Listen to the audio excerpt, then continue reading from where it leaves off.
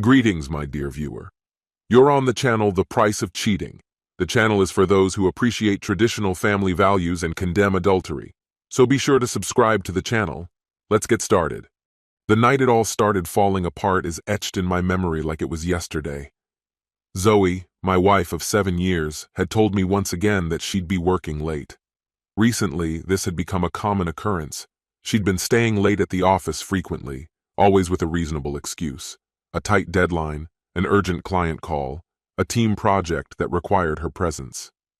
At first, her reasons seemed plausible, but then, one evening, I caught a faint whiff of cologne on her blouse, something unfamiliar, something that wasn't mine.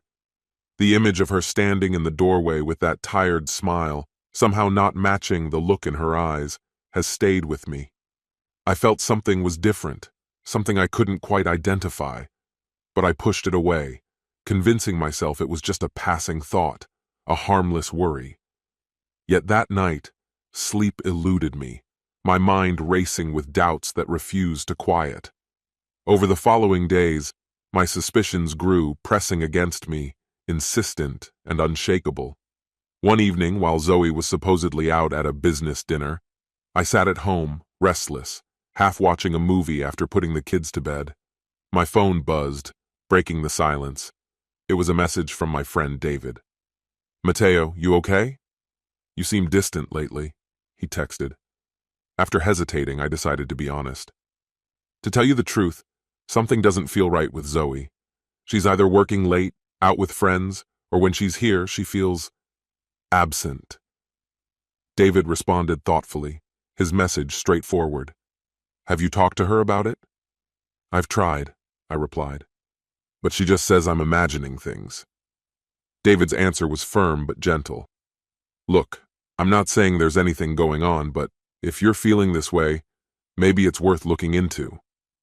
His words lingered in my mind, a turning point in my own. I knew then that I needed clarity. The next morning, as Zoe headed for a shower, she left her phone on the counter. My heart thumped wildly as I picked it up, knowing I was crossing a line but feeling as though I had no other option. A single notification caught my eye, a message from someone listed only as M. Hands shaking, I opened it, apprehension mingling with dread. "Last night was amazing. Can't wait to see you again." The words felt like a physical blow, leaving me breathless and numb. I set her phone down, hands trembling as I tried to regain my composure. When she walked back into the kitchen, I forced myself to act as if nothing was wrong. She kissed me absent-mindedly on the cheek and left, completely unaware of the storm that had just erupted within me. As soon as the door closed, I sat there in shock, trying to process what I'd seen. This wasn't a casual fling. She was emotionally involved with someone else, and I had been oblivious. That evening, as she claimed she'd be working late once more, I knew I couldn't just sit back. I made arrangements for the kids to stay at my mother's and prepared to follow Zoe, determined to find the truth. I parked outside her office building, watching. She arrived shortly after, walking briskly in her heels, looking as striking as ever, but with an edge of tension. Time dragged, and unease filled me. Finally, I saw Julian, her colleague, arrive and walk into the building. My stomach clenched. I realized I couldn't turn back now. Hours later, when the building lights dimmed, I entered quietly and followed the hallways to the conference room. My heart pounded as I peered through the glass. There, Zoe and Julian were sitting close together, a table strewn with papers between them. Watching them laugh, their connection undeniable, twisted something inside me. Then, in one painful, crystallizing moment, they leaned closer until they were kissing, their embrace deepening with a passion I hadn't seen in years. My breath caught, my surroundings blurring as my reality disintegrated in utter silence. It felt as though my entire world was unraveling right in front of me. "Zoe!" I yelled as I entered the room, my voice reverberating off the walls. "What is happening here?" She spun around, her face losing all color. "Mateo, how did this—" she stammered. A sharp pain tore through my chest, each word feeling like splinters pressing into my heart. "How could you do this to me? To our family?" I demanded, my voice raw. "It's not what you think. We were just—" She tried, but I cut her off, unwilling to listen. Just what? Just betrayal? My anger surged through me. You've been hiding, sneaking around like some stranger for months. Julian stepped back, raising his hands as if to defuse the situation. Mateo, maybe we shouldn't discuss this here, he said cautiously. I glared at him. Stay out of it, I barked. This is between Zoe and me. Tears began to well in Zoe's eyes. Mateo, please, let's just talk this out, she pleaded. Talk? You think a few words can erase this? I shouted, feeling as though the ground was slipping away beneath my feet. You've destroyed everything, Zoe. You've destroyed our family. I never intended for any of this to happen. I swear, she said, her voice shaking. I was lonely, and Julian was just there to listen. Her excuse felt hollow to me. Lonely? With 2 kids at home? That's what you call loneliness? My voice dripped with bitterness. What about Emma and Jake? They adore you, and this is what they get in return? I know, she whispered. I'm so sorry. I'll do anything to make this right.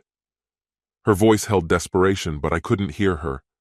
Unable to stand it any longer, I turned and left, feeling pieces of myself breaking away with each step. I got into my car and drove, my vision blurred by tears as I sped through the dark streets. Barely avoiding the guardrail, my mind was awash with one agonizing thought. How could she betray me? How could she betray our family? By the time I pulled into the driveway, the silence of the house offered a momentary, hollow sense of calm. The kids were at my mother's for the weekend, thankfully. As I walked through our empty home, the ache in my chest grew sharper. Memories of laughter and warmth echoed in the stillness. I went to our bedroom, grabbed a suitcase, and began packing. Each item I tossed into the bag, feeling like another piece of my heart breaking away. I grabbed a few shirts, a couple of jeans, not even knowing how long I would be gone. As I packed, my eyes caught sight of our framed marriage certificate on the wall. My throat tightened. In one swift movement, I pulled it down and tore it in half. The finality of it washed over me, making everything feel inescapably real. With my suitcase ready, I knew I had to leave, if only for a few days to clear my head. I booked a room at a nearby motel, hanging up the phone with a dread that settled heavily within me. My life had spiraled beyond my control, and for now, I was truly on my own. Later, when Zoe returned, she called out for me, her voice echoing through the house. All she found were empty hangers and the torn remains of our marriage certificate scattered on the floor. She seemed panicked as she searched through the rooms, her voice growing desperate. Mateo, where are you? She cried, her tone laced with panic. She tried calling my phone, but I'd already silenced it. Mateo, please, she pleaded into the voicemail. I love you. I can make this right. Just give me a chance. Please come back. But I was unmovable.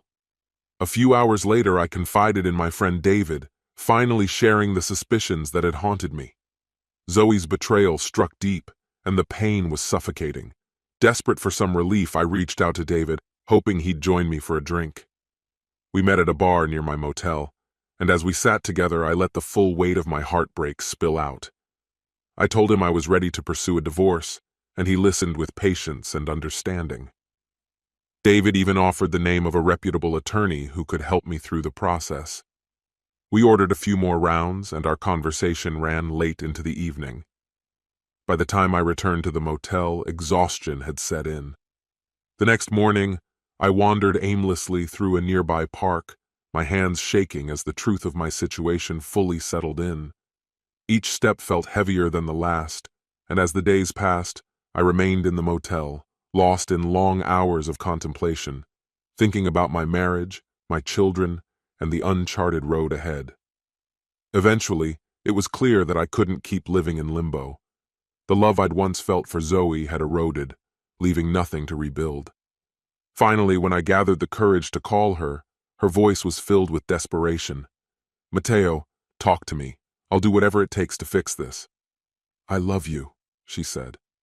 That's not enough, Zoe, I responded, my voice low and heavy. You've broken my trust. I can't just pretend that didn't happen. Her pleas grew more insistent, her voice laced with tears. I'll go to counseling. I'll change. Just don't do this, she begged. I took a steadying breath, replying carefully, I'm thinking of the kids. I don't want them to be caught up in this. Her voice dropped to a fragile whisper. Mateo, please don't leave me. The silence after her words was thick with the weight of what we'd lost. I knew I had to stand firm for the sake of our children, to give them a chance at a life free from the growing tension that had come between us. After I ended the call, I gathered myself and dialed my mother's number. She answered almost immediately, her warm voice offering the comfort I desperately needed. Mateo, honey, is everything okay? She asked, her tone full of concern. I hadn't yet shared any of this with her, but I could tell she sensed something was wrong. Mom, I began, trying to keep my voice steady. There's something I need to tell you. It's about Zoe and me. The words felt heavy, but once I began, it all came tumbling out. I told her about the late nights, the lies, and finally how I had discovered Zoe with someone else. She listened in silence, and when I finished, I heard a gentle sigh on the other end. Oh, Mateo, she murmured, her voice thick with empathy. I'm so sorry. I had no idea you were going through this. What do you think you'll do now? She asked softly. I don't know, I admitted. It's so overwhelming. Right now I can't even imagine going back to the house. I think I'll stay at the motel a few more days just to clear my head. She was quiet, absorbing all I had shared. What about Emma and Jake? She asked gently, her voice full of concern for my children. That's part of why I'm calling, I said, rubbing my temples as the reality set in. I think it's best if they stay with you for a bit, just until things calm down. I don't want them exposed to all this tension, and I need time to figure out how to explain it all to them. She sighed softly, but I could hear the reassuring firmness in her reply. Of course, sweetheart. They're welcome to stay as long as you need. I'll keep them busy, take them to the park, and make things feel as normal as possible. You focus on what you need to do. Thank you, Mom, I whispered, relief washing over me. I don't know what I'd do without you right now. You don't have to do this alone, Mateo, she said, her voice steady and full of love. Take all the time you need. Whatever happens, remember, you have a family that loves you and is here for you.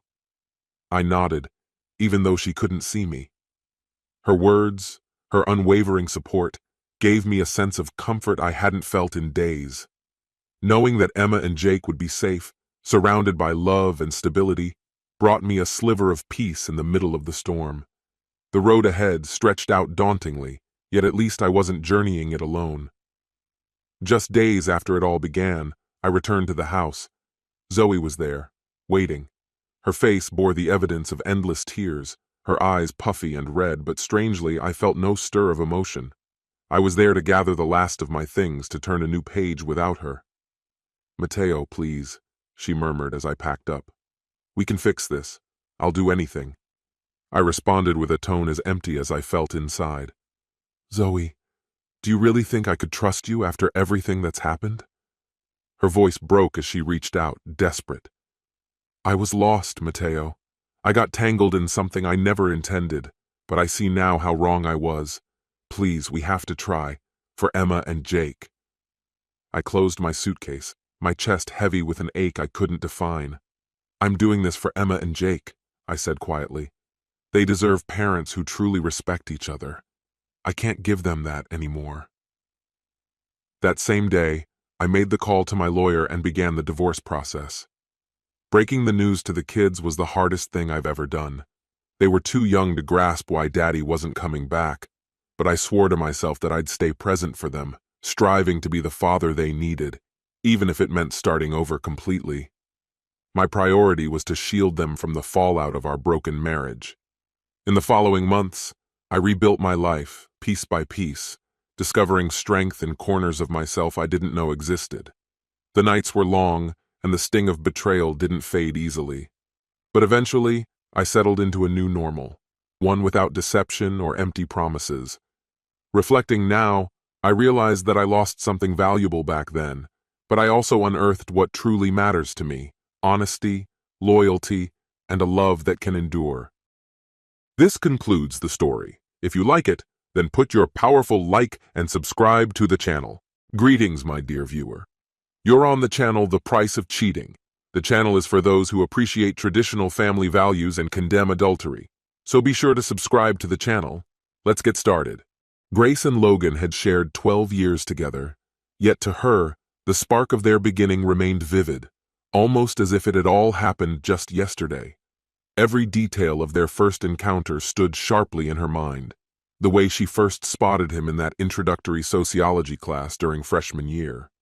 Logan had slipped into the room a bit late, scanning for an open seat among rows of occupied desks. She had noticed him right away, his hair slightly tousled, and the soft, sheepish grin that flickered as he finally settled a few rows over. Though they hadn't exchanged a single word, something about his presence had caught her, as though he alone stood out in a sea of faces. At that time they were strangers, yet the mere sight of him brought a new brightness to her days. Before long, their paths began crossing in unexpected places, the library, the campus cafe, and eventually in study sessions organized with mutual friends. One evening, as they were leaving class, he finally approached her with that same easy smile, and a conversation bloomed between them. From then on, they became inseparable, their lives gradually intertwining. Logan's warmth and humor quickly drew her in. He had a knack for making her laugh, even during her most stressful days, and she loved it. Grace, on the other hand, was more reserved, yet Logan had a way of drawing her out, making her feel truly appreciated and understood. They would spend hours talking about everything, their dreams, fears, and ambitions. Logan often joked that from the moment they met, he was in it for the long haul. A couple of years after graduation, they married in a small, heartfelt ceremony surrounded by close family and friends.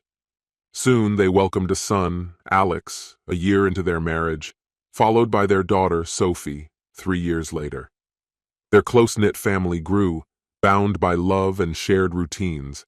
Together, they constructed a life with each choice, whether where to live, how to manage finances, or which schools to choose for the kids, laying the foundation of their home and their bond. However, over time, the once vibrant passion between them had softened, replaced by the steady rhythm of everyday life. Their marriage had become dependable and familiar, but the original intensity had faded, gradually replaced by the demands of daily life, work, school activities, bills, and household tasks. Grace, who once felt deeply seen by Logan, now often felt like she'd receded into the background. Her days were a blur of teaching, caring for the children, and managing their home. By the time she was finished with work and household responsibilities, she was exhausted, often finding Logan already nodding off in front of the TV. She couldn't identify precisely when things had shifted. It had happened gradually, like a shadow stretching over time. Nights that once ended in whispered conversations now ended in silence, with Logan already asleep on the couch or with her grading papers alone. The deepest void, however, lingered in their intimacy. What had once been a cherished part of their relationship now felt distant, like something precious they had set aside and nearly forgotten amid the clamor of responsibilities. Their closeness, once a source of comfort, warmth, and reassurance, now felt elusive. There was always something in the way: long workdays, the kids' activities, the ever-present weight of obligations. And of all the things she missed, Grace missed this sense of closeness the most: the warmth, the silent bond, the understanding they'd shared without words. She suspected Logan felt the same, though they hadn't spoken about it, perhaps out of fear of what such a conversation might reveal.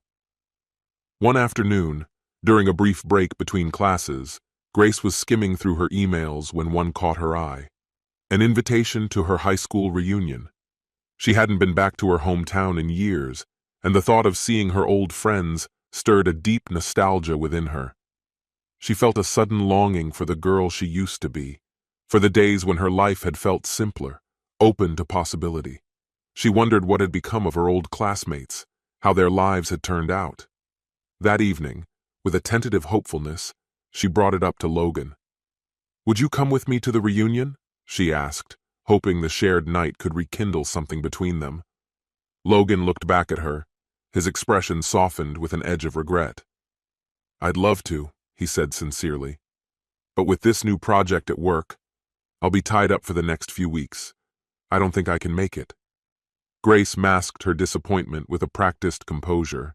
She had envisioned sharing this trip with him, letting him see the world that had shaped her. "I get it," she said, managing a small smile. "It's just a weekend after all. I'll go on my own." With that, she put her plans in motion. When the weekend arrived, she packed her bags, kissed her children goodbye, and set off toward her hometown. As she drove, excitement mixed with a nervous energy she hadn't anticipated. Mile by mile, memories surfaced, filling her with a nostalgia that was both comforting and bittersweet. She wondered about her old friends, the paths their lives had taken, and whether she'd still see herself reflected in their eyes. The reunion took place in a chic bar on Main Street, a place with dim lights, rich wood decor, and the gentle hum of jazz underscoring the evening. Stepping inside, she was instantly swept back in time. The scents, the familiar voices, the laughter, all of it brought a flood of memories from a life that once felt so close. People huddled in small groups, laughing and catching up, their conversations flowing with the ease that only years of shared history could provide. Grace wandered through the crowd, hugging old friends, laughing, and letting herself drift in the memories. Then, amidst the chatter and music, she saw him, Lucas. Lucas, her first love, the one who had once known her heart as well as his own Dot in high school. Lucas had been her confidant, the boy who understood her dreams and fears. They'd imagined a future together once, even believed they'd attend the same college, maybe even marry.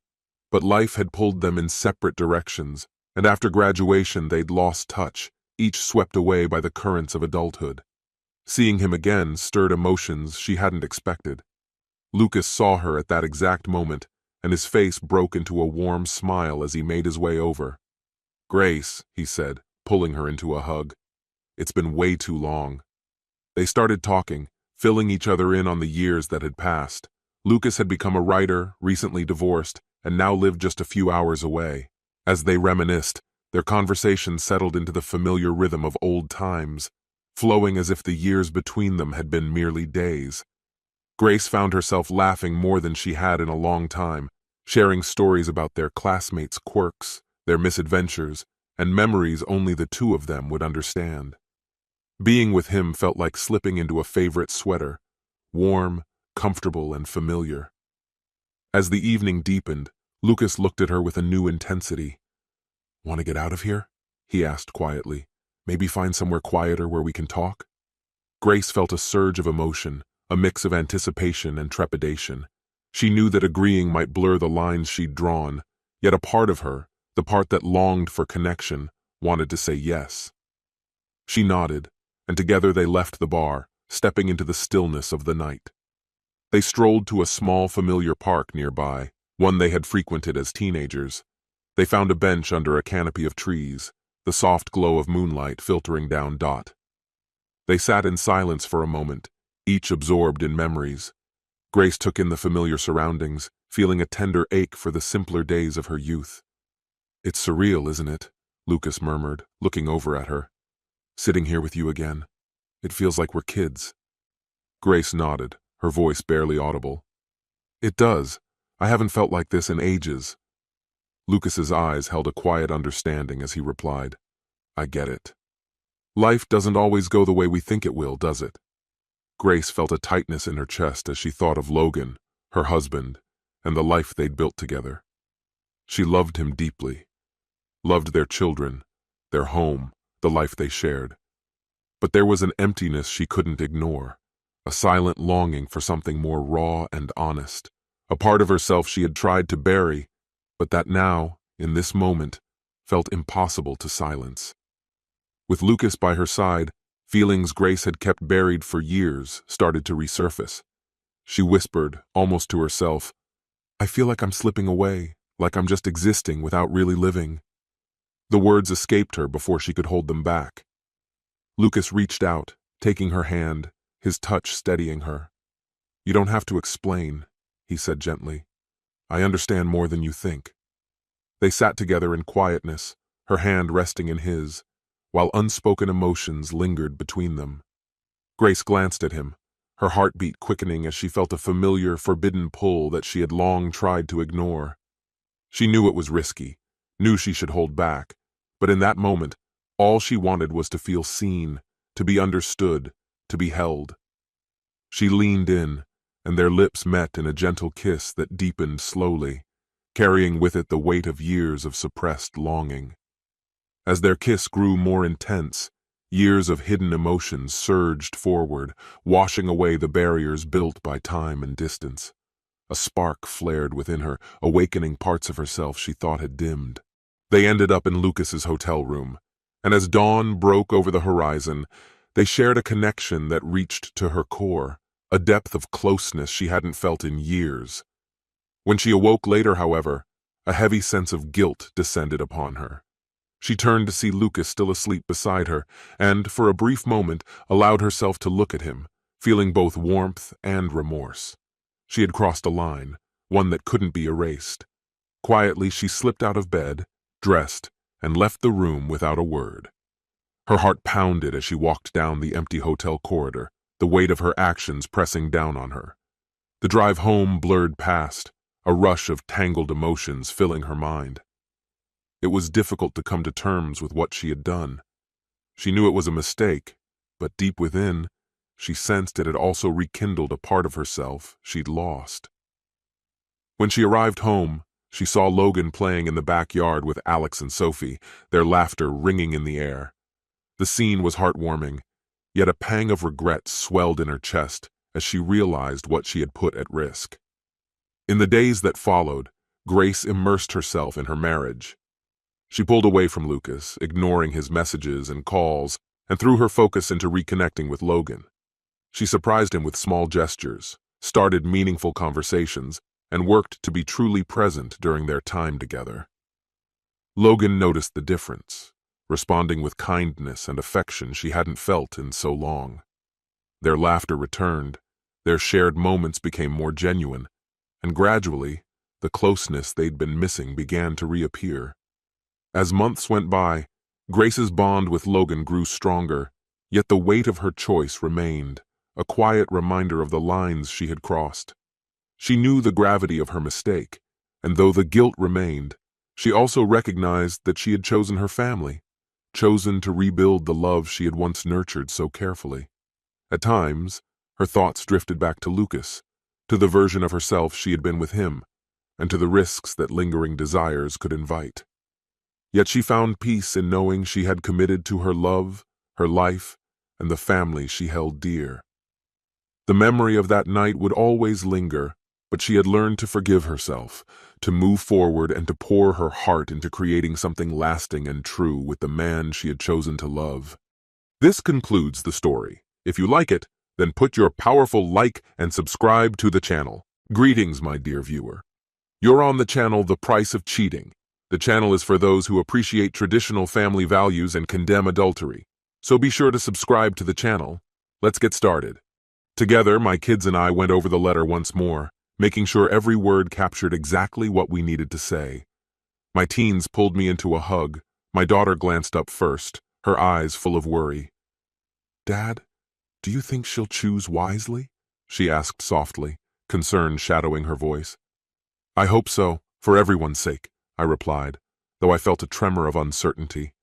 My son, quietly watching our exchange, spoke up, his voice tinged with sadness. "It's unlikely," he murmured, and I forced a faint smile. "Maybe she'll come to her senses," I replied, though my words felt hollow. We finished packing and headed to our beach house, a trip we'd initially planned as a weekend escape. Now, though, it was unclear if we might stay longer, depending on what happened next. Before we left, I'd installed cameras throughout the house, all streaming to my phone so I could keep tabs on any developments. After a couple of hours while unpacking, my phone buzzed with a notification from the surveillance app. The camera showed someone in the kitchen. The alarm had gone off, and when I looked at the screen, I saw my wife standing alone, reading the letter. Moments later, she collapsed to the floor. The letter read, "To my wife of the past, and maybe my ex-wife of the future. The past year has been tough, not only financially but in other less visible ways. I thought we'd face any storm together, Lately, though, it feels like I was mistaken. Even the kids have noticed how distant you seem. I admit, between my job and raising the kids, I missed some warning signs. But it wasn't just me. At the last family gathering, you seemed so disengaged, barely interacting with anyone, glued to your phone or hovering over the grill. Your father even asked me what was wrong, but I had no answer. Talking to you feels like running into a brick wall. Your sister confided something to me recently that shook me. She mentioned a younger man from your workplace, a person who seems to light up your day. You've hardly been speaking to our children, your parents or mine, and everyone's noticing. Even my mother tried reaching out only to receive silence. Right now, I'm away with the kids, combining a business trip with some family time. They understand that my work is crucial for our future stability, keeping the promises we made together. They're also mature enough to know that this might be a turning point for our family. It's been 25 years since you promised to be mine, and I have loved you deeply ever since. I may not be overly expressive, but my devotion to you has never wavered. Yet, if you break that trust, if you step beyond the boundaries we set together, our marriage will end. The choice is yours. Stay faithful, and we can work through whatever brought us to this point. But my one non-negotiable is fidelity. If you cannot commit to that, then this is goodbye. I've already prepared the necessary papers. What happens next is up to you. Follow your heart, but don't let your judgment be clouded. I know you have plans to meet with your friend. If you cross that line, I will inform our family why we're divorcing, and I will not hesitate to name him publicly. So the choice is in your hands. I hope you end things with him. But if you don't, know that it will destroy everything we built. And if I must, I will confront him. He will regret pursuing a married woman before this is over, your husband and your children. Watching her crumple to the floor wasn't something I'd imagined would happen. I stayed fixed on the screen as, after some time, she gathered herself, stood up, and wiped the tears from her cheeks. Her eyes returned to the letter, rereading it as if it was bringing her back to reality. She started muttering to herself, her tone sharp and desperate. "How could I be so foolish?" she whispered. "What an absolute idiot!" Her eyes darted around the room, landing on my wedding ring lying on the table, and she let out a choked sob. "What have I done? How could I have been so blind?" Her words turned into a stream of self-reproach, her voice heavy with the realization of what her choices had cost. A sharp knock echoed from the front door, drawing her from the kitchen. She paused by the row of kitchen knives, selecting the largest one before heading down the hallway. The camera in the corridor began recording as she swung open the door. A young man, probably no older than 22, staggered inside with a self-assured grin, arms thrown open wide. "Bibi, I made it! Where's your little husband?" Without hesitation, she closed the gap between them, the knife pressed firmly against his neck. Her voice was cold, resolute. "You have no idea how much damage you've done," she went on, voice tight with anger. "You've shattered my marriage, and now most of my family's ready to cut ties with me. I was so foolish, letting myself get drawn in by your persistence, almost convincing myself I had a right to be with you. I feel like the biggest fool, and I'm sure my entire office is now laughing behind my back." His face fell, terror flooding his eyes. He'd come expecting to find a lover, but was instead faced with a woman who looked ready to end his life. "Thank God we only kissed," she continued, her words sharp.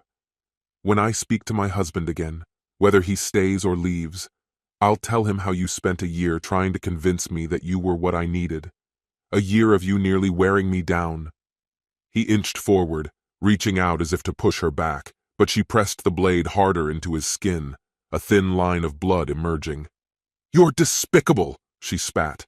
"I've lost everything because of this, so taking you down wouldn't be a loss."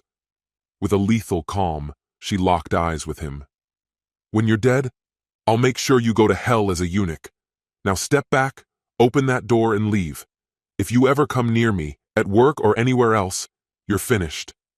Trembling, he backed away, fumbling for the door before finally bolting out to the driveway. She slammed the door behind him, sinking against it, tears breaking through her hardened expression. Glancing down at her dress, one she knew her husband hadn't bought, She reached a decision. She took the knife and cut through the dress, leaving herself in a black lace lingerie set her husband had once gifted her. Quickly, she hurried upstairs. The camera in the bedroom began recording as she moved to her husband's closet, pulling out a shirt she'd given him and slipping it on, then pairing it with an old pair of jeans. She picked up her phone and dialed. It was me on the other end, her husband. "Yes, Carol, what do you need?" I answered, my voice steady but distant. "Gary, I know you saw everything. You saw me almost kill him," she said, her voice wavering, a touch manic. "And Gary, I swear I'd have done it." "Listen carefully, Carol," I said, holding my composure. "Our kids don't need a mother in prison, and they don't need me ending up there either. You're not thinking straight, and that's clear. Here's what you'll do. Reach out to both our families and apologize for the chaos of this past year." "Yes, Gary," she replied in a subdued tone. "I'll do that. And another thing," I continued, voice tight. "If I had any reason to believe you actually slept with him, this conversation would not be happening." There was a pause before she quietly responded. "I understand. I'll explain everything, let everyone know why we're not together, and take responsibility." "Good," I said. "That's what I need. Let everyone understand what you've done." "Gary," she whispered, "I'll do everything you asked, and for what it's worth, I do love you. If you want a divorce, I'll go through with it. I owe you that much. Just don't erase me from your life entirely." She ended the call and immediately began dialing family members, my family, her colleagues, even our friends. My phone buzzed with a flood of messages, over 20 in minutes, from friends, relatives, even distant acquaintances, all commenting on the sheer mess of the situation and the foolish choices she'd made. Watching her on the screen, I could see the toll of each call. Each conversation seemed to drain her a little more, until finally she lay still on the bed, barely breathing from exhaustion. I sent her a message. "Don't give up. Take care of yourself. And when you're ready, pack a bag and come here. We need to talk." At the same time, I messaged a friend of mine from Eastern Europe, a rugged, fiercely loyal man with ties in some unsavory circles, well connected for times like these. The message simply read, "Yes, make him disappear." I deleted it as soon as I finished reading, wiping it from my phone. Only my friend and I knew what it truly meant. The intention was crystal clear. 3 hours later, Carol arrived. She looked tired and sad but was unharmed. As she got out of the car, the kids rushed to her, hugging her tightly. "Mom, thanks for finally choosing us. We missed you, all of us did. Even Dad, though he won't say it," said Alice, our daughter, glancing at me. Our son Martin stood back briefly, glancing my way. I nodded, and he stepped forward, giving his mother a hesitant hug before pulling away. "It's good to have you back, Mom. Honestly, none of us thought you'd actually stand up to your boyfriend," he said, a small smile appearing on his face. Carol's eyes went wide and she looked at me, reaching out. Alice broke the tension with a teasing remark. "Dad, you won't catch an STD just by hugging her," and grinned. She was right, of course. I stepped forward, wrapped my arms around Carol, maybe for the last time, as she clung to me, softly saying, "I'm so sorry. Please forgive me." We stood like that for a while before letting go. Martin picked up her bag, glancing at me. "Dad, where should she stay?" "The guest room," I replied. I turned to Carol. "I'm sorry, but I can't be with you right now, knowing you were with him," I said, my voice level but firm. "Gary, you might not believe me, but nothing serious happened," she insisted. "I want to believe you," I said, "but it felt like you left us long ago, mentally, emotionally. You abandoned me, the kids, everyone who loves you. Until you can prove otherwise, the guest room it is. And remember, threatening him doesn't undo the past. I need to see that you're still the woman I married." She looked devastated. "Is there no hope for us, Gary?" she whispered, her voice breaking. "There's hardly any chance left, Carol," I said. "The rest is up to you." I turned, headed inside, and shut myself in my study. Sitting there in silence, I tried to untangle my feelings. The biggest problem was the lack of trust. But tonight, I'd get the clarity I needed to make my choice. Later, The smell of bacon, eggs, and toast filled the house, stirring me awake. I stretched, checked my phone, and found it flooded with messages and voicemails. Most were supportive. A few urged me to forgive her. But then I noticed a set of texts from an unknown number. The messages were concise and clear. Your wife and he never slept together. They kissed. He touched her, but only through her clothes, barely brushing her bra. He pursued her, wanted more, but she refused each time. He's been with other married women, but your wife was the only one who held her ground. And now he won't be trying again. He's out of commission. The texts continued. The affair began 6 months ago, but only she can explain the events before that. If you love her, consider staying. Just advice. I'll monitor things for 6 months, then leave you both in peace. Good luck. I read each word carefully, then replied, Thank you, job well done. Putting my phone away, I walked into the kitchen, where Carol and the kids were waiting, all eyes on me. Carol, I began, we need to have a real talk. It was overdue. I should have addressed this a year ago, but now the words came easily. Her expression was a mixture of hope and fear as tears filled her eyes. I'm giving you another chance, I said, but you'll have to work for it. Be the best daughter, the best daughter-in-law, the friend to everyone we know, and show real commitment in everything you do. That's the only way forward. Most importantly, you'll be an amazing mother to our kids. You'll be the one taking them to soccer practice, picking them up from parties, and standing by them through life's challenges. You're the one who'll restore the stability that last year disrupted after everything we went through due to your involvement with him. But don't worry, he's out of the picture now. Carol's eyes widened in surprise.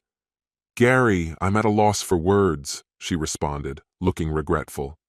I was foolish. I listened to people I shouldn't have, trusted lies and made terrible choices. But if you're willing to give me a chance, I'll show you I can be better. She stood, wrapping her arms around me, then leaned back to meet my gaze. I love you, Gary. I've always loved you and always will. I'll spend my life proving how much you mean to me. Our son, Martin, coughed lightly and chimed in, Dad, why don't you take Mom upstairs and remind her who's in charge here? He chuckled, adding, My girlfriend loves it when I take charge. I laughed, took Carol's hand and led her upstairs. That night, I made it clear who was in control, all the while being careful.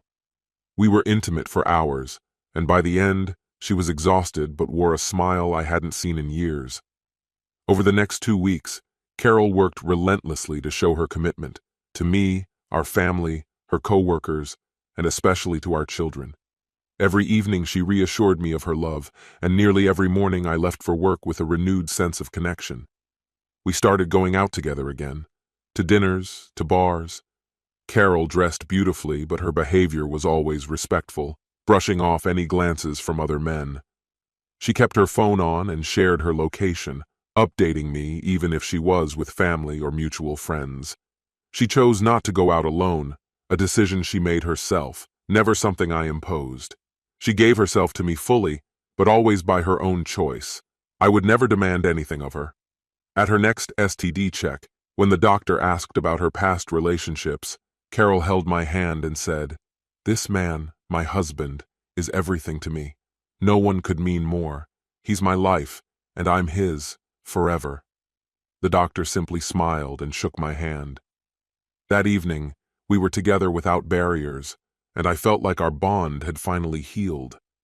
As for the man she was once involved with, he was gone from everyone's lives. His trail had left a series of broken relationships, and it seemed no one was keen on finding him. From what I'd heard, he was living a diminished life, cut off from those who once knew him, a fate I wouldn't wish on anyone. Do I trust Carol entirely? Not fully. But do I love her? Absolutely. Has she earned back the faith we lost? Yes, she has. Life at home is vibrant again. The kids are growing up fast, building relationships of their own, yet they still spend plenty of time with us. This concludes the story. If you like it, then put your powerful like and subscribe to the channel. Greetings, my dear viewer. You're on the channel The Price of Cheating. The channel is for those who appreciate traditional family values and condemn adultery. So be sure to subscribe to the channel. Let's get started.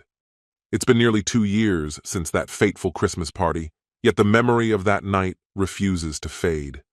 Every sensation, every sound, every flicker of light remains vivid.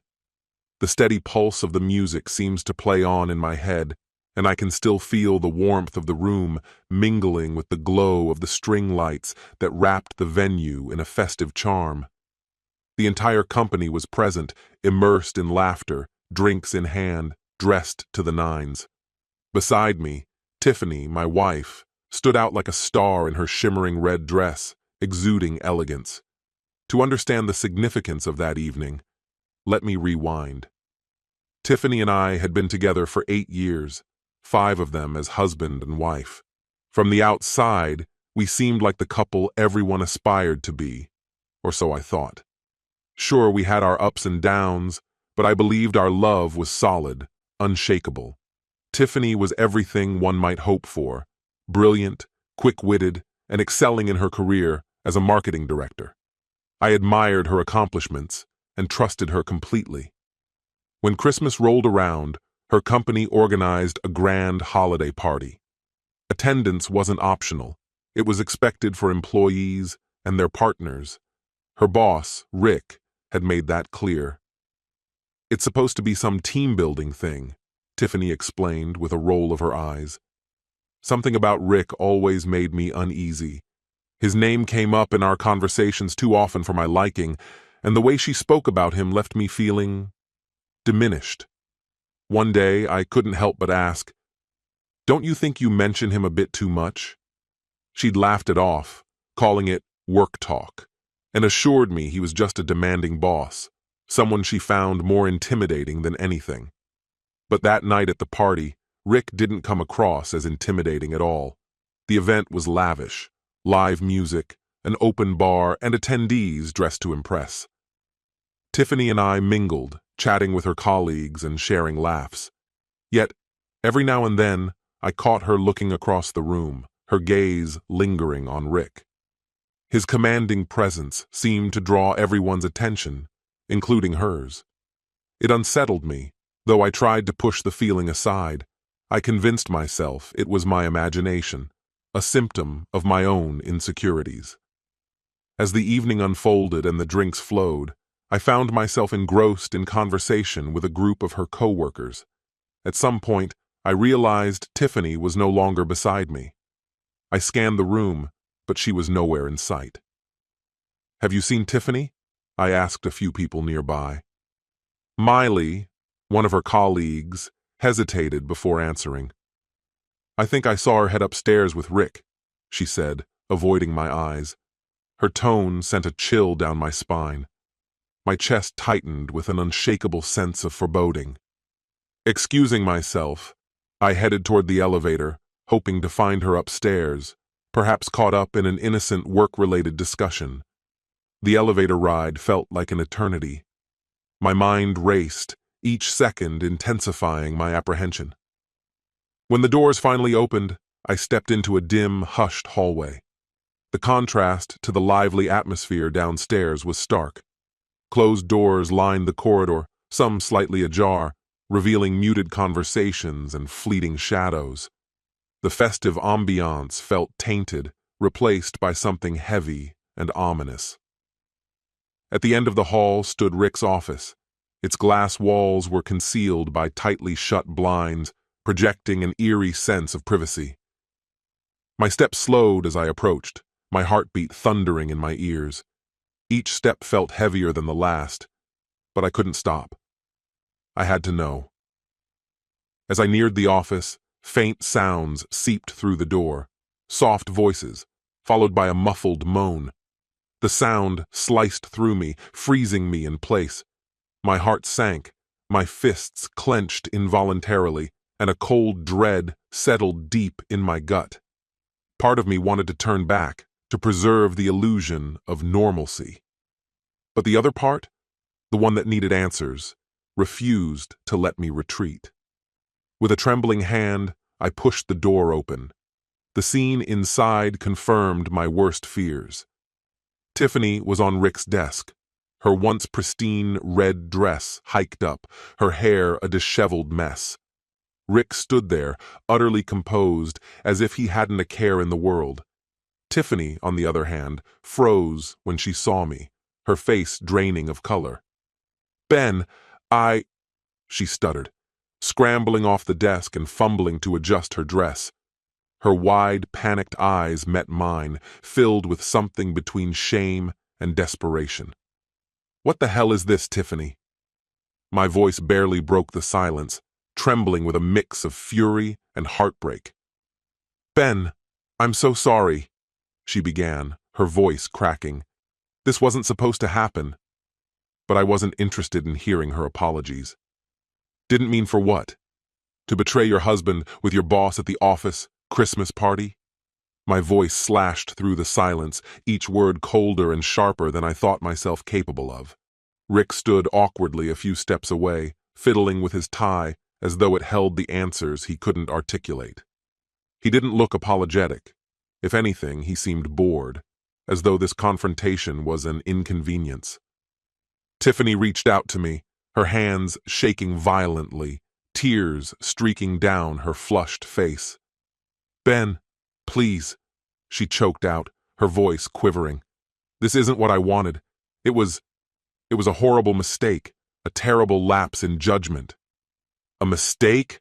I repeated, my laugh empty and jagged, bouncing off the empty walls around us. "You call sleeping with your boss a mistake, Tiffany? That wasn't some accident. It was a choice. Your choice." Rick, who had been mute up to this point, finally found his voice. "Look, Ben," he began cautiously, his tone almost patronizing.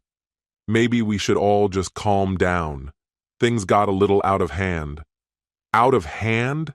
I cut him off, my words raw with fury, my own voice unrecognizable to my ears.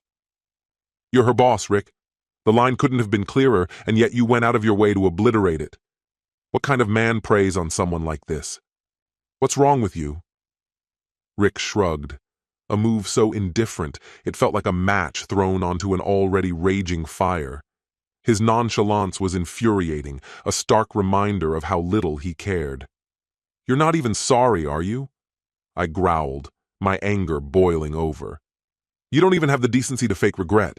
You didn't just betray me, you turned us both into a joke." For a moment, Rick's expression remained blank, but then a faint, arrogant smirk played across his lips. "Listen, buddy," he said, his words dripping with contempt. "It's not my fault your wife's a slut. If she actually loved or respected you, this wouldn't have happened. Guess you weren't giving her something she needed." His words struck like shards of broken glass, each one cutting deeper than the last. Before I knew what I was doing, my fist shot forward, connecting with his jaw. The impact was satisfying for a fleeting second, a visceral outlet for the rage that had consumed me. As Rick staggered back, clutching his face, I stood there, breathing hard, the adrenaline coursing through me. But as quickly as the satisfaction came, it faded, replaced by something colder. A realization began to take shape, chilling me to the core. Rick wasn't some irresistible force. He was just a man who saw an opportunity and took it. The bitter truth was, Tiffany had chosen this too. She wasn't a passive victim. She had made the same decision. The searing anger in my chest dulled into a hollow ache as I turned to face her. My voice, once full of warmth and love, now carried a sharp edge. "How long, Tiffany?" I asked, my tone cutting. "Was this what all those late nights were about? Was this your secret?" She avoided my gaze, her eyes glued to the floor. The weight of my accusation hung heavily in the air, her silence louder than any confession.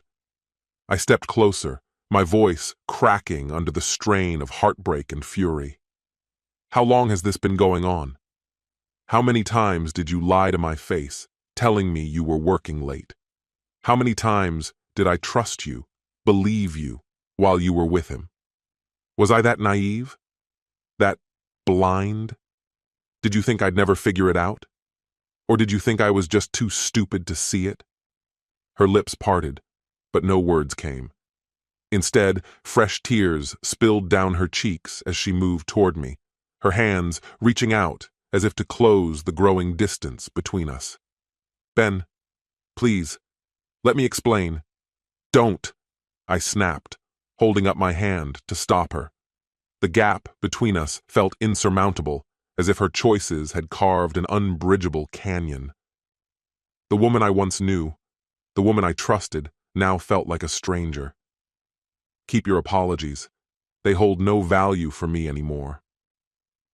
I shook my head, struggling to keep the fury bubbling inside from spilling over. The betrayal was suffocating. "You've been lying to me," I said, my voice trembling with a mix of outrage and disbelief. "You've been sneaking around with him behind my back. How many nights did I sit at home thinking we were fine, while you were out there with him, breaking everything we built?" Her face crumpled, and at last she spoke, her voice faint and shaky. "I never meant for this to happen. I swear it wasn't supposed to be like this." I yanked my hand away from hers, looking at the tears streaming down her face. The anger I'd felt moments before had shifted into something heavier, a hollow ache that sat in the pit of my stomach. The woman I thought I knew, the one I'd loved for 8 years, now seemed like a stranger. The trust we had shared had disintegrated completely.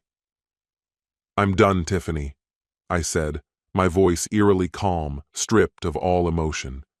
"You crossed a line, and there's no way to undo that." "Ben, please," she begged, clutching my hands as if her grip could hold us together. "I'll do anything, anything. It was a mistake, one I'll never make again. I swear on everything I love." "Everything you love?" I repeated bitterly, shaking my head in disbelief. "If you loved me, you wouldn't have let this happen in the first place." The silence in the room was oppressive, broken only by Tiffany's muffled sobs. In the corner, Rick stood stiffly, his face a mask of regret, clearly unprepared for his so-called fling to implode so catastrophically. I turned to Tiffany one last time, my resolve unshaken. "I'll send you the divorce papers after the holidays. Merry Christmas, Tiffany." She collapsed to her knees, crying and pleading for me to reconsider, but I was done. I walked out the door, leaving our shared history behind me. The days that followed were a blur of paperwork, Tiffany's hollow apologies, and uncomfortable conversations with mutual friends who had caught wind of the drama. She tried everything to make amends, offering therapy, begging for a second chance. But every time I saw her, the memory of her betrayal loomed too large. Shortly after the new year, I finalized my decision and filed for divorce. Tiffany made one last effort to change my mind, showing up at my apartment looking haggard and desperate. "Ben, please," she whispered. "I'll quit my job. I'll cut Rick out of my life entirely. I'll do whatever it takes." But my choice had already been made. "Tiffany," I replied, my voice steady but firm, "I know you're sorry, and I don't doubt your regret. But your apology doesn't erase what you did. It doesn't fix this." That night, she finally seemed to understand. I think she had clung to the hope that I might forgive her in time, but I couldn't, and I didn't want to. To me, love isn't just affection. It's loyalty, commitment, and trust, qualities she had shattered beyond repair. In the months that followed, I began to heal. I started dating again, cautiously, taking care not to rush. Through mutual friends, I occasionally heard updates about Tiffany. At first, she stayed at her job but distanced herself from Rick. Rumors circulated that she'd been demoted, her once strong reputation irreparably damaged. Rick didn't emerge unscathed either. The scandal hit his career hard, and his standing at the company suffered. Before long, Tiffany resigned.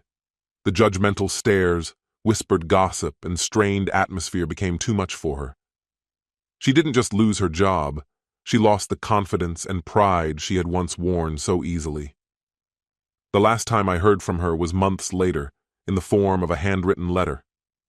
In it, she poured out her regrets, confessing that losing me was the greatest mistake of her life and that she wished she could undo everything. I read it once, felt a fleeting pang of sorrow, and then tossed it in the trash. Because trust, once shattered, can never truly be rebuilt. This concludes the story. If you like it, then put your powerful like and subscribe to the channel.